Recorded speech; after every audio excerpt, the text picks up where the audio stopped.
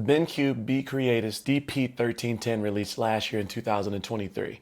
And YouTube and the internet said that this was the best thing since sliced bread. So we're talking about today whether or not you should be buying this still in 2024, or if you should potentially wait for what may be on the horizon. So thank you to BenQ for sending this out. But as always, honest and transparent review.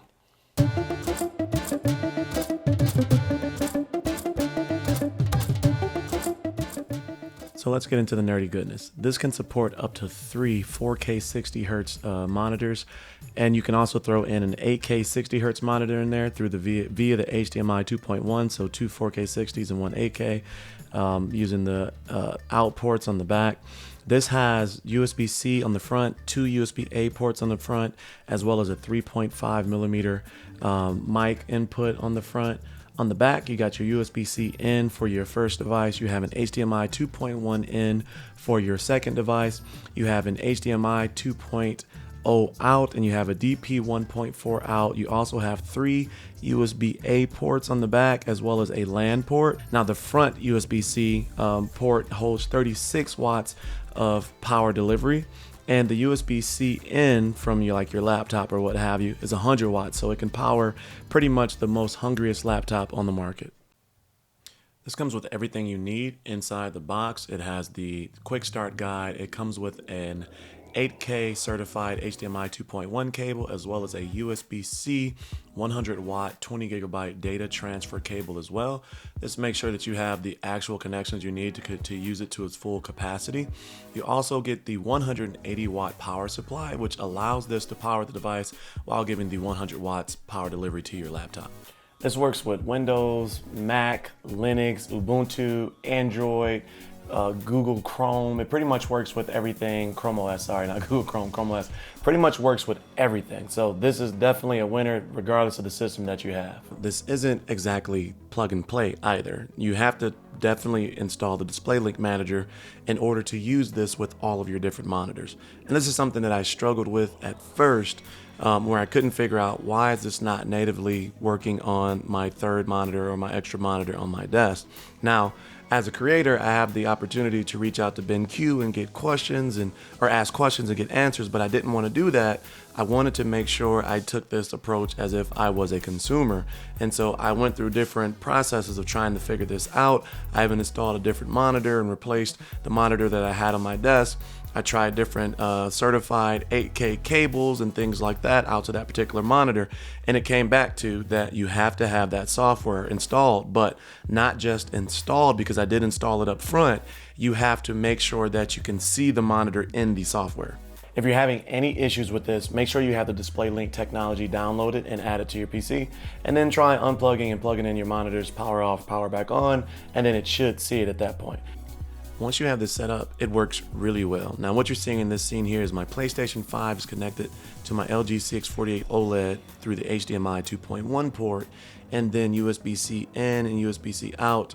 You can see my MacBook Pro M3 is connected on the left-hand side. Now I have both of these going at the same time, and what's really interesting is that my LG 48 OLED is playing audio through that screen with my PlayStation, and I'm getting audio from my M3 on my computer speakers, and you can hear it here. Now, one of the complaints of this microphone was that it picked up close because of how thin the windscreen is here. So this will allow you for ultimate customization when you're setting up your desk setup, and allows you to be creative in how you set your speakers, your other monitors, and things like that for your overall entertainment. So definitely a plus there. So there is one limitation to this. So the USB-C in is limited to 4K 60. Now the HDMI 2.1 is capable of 8K 60. And so my MacBook Pro M3 Pro chip is capable of doing 8K 60, but due to the 4K 60 limitation of the USB-C in, it can't do that. So what I would like to see in the next version would be 2 HDMI 2.1s in, as well as a USB-C in, so that way you can take advantage of the full power of a laptop like the MacBook Pro 60. Now, does that really matter when it comes to gaming from a MacBook?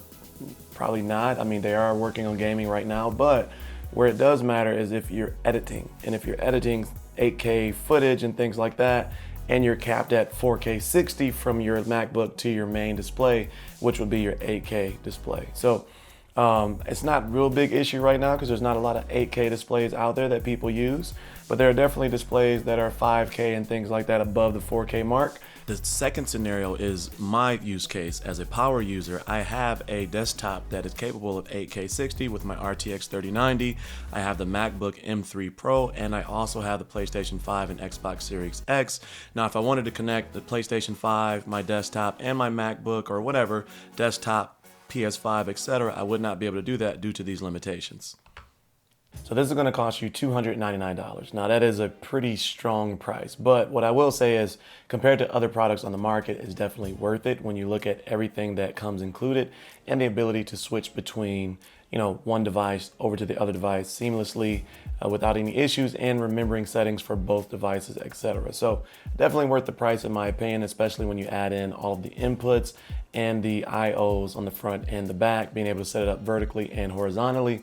And it is cool to the touch, even after long hours of use. So I think it's definitely worth, from build quality standpoint and feature set standpoint, the $299.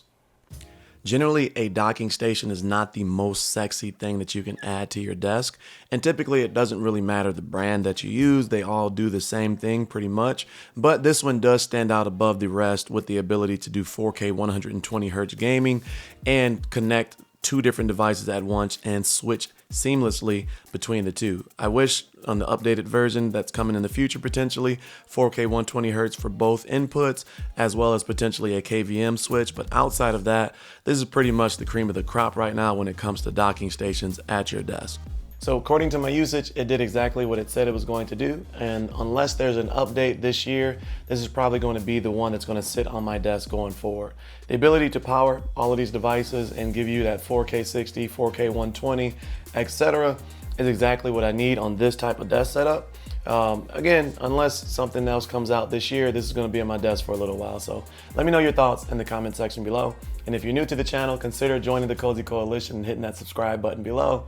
And as always, stay cozy in that crazy world, and I'll see you in the next video. Peace.